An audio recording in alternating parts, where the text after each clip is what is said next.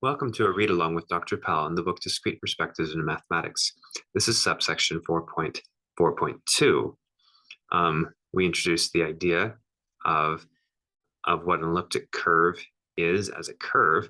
Now we're going to talk about what it is as this collection of points that we can add together.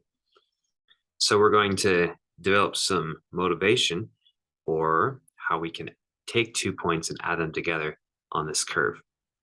So first, any line that intersects this elliptic curve, such as this one, okay, that's drawn in red, in 2 points will also intersect it in a third point as follows. So first intersection, second intersection, there's a third intersection.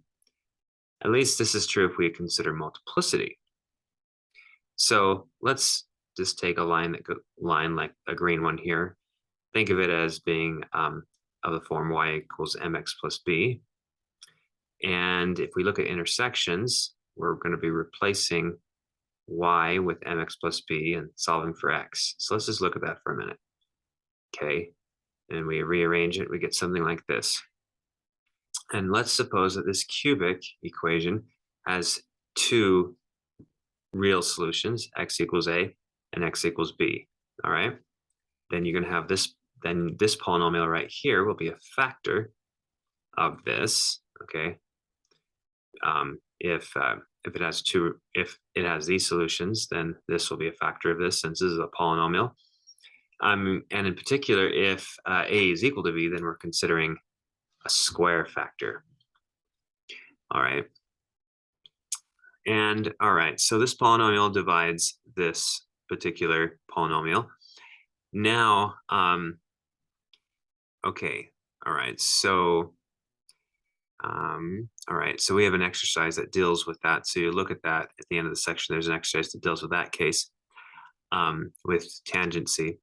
But pretty much, if you take a look at this and you have this polynomial and you divide it by this, and this is a factor of it, you're going to get the other factor, which will give us a third value of x, which actually gives us the third point. So we're going to look at that. Also, tangency comes from there being kind of a square type factor. Here's a pictorial version of that.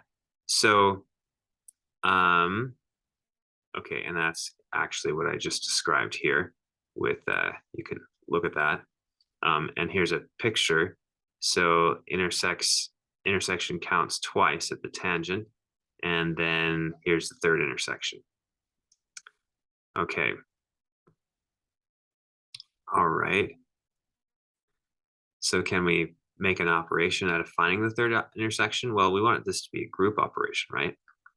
But let's kind of get there. Let's look at this. The first question we should ask is, should this be p plus p? If we have a p and a p here, like p plus p, is that what it should be?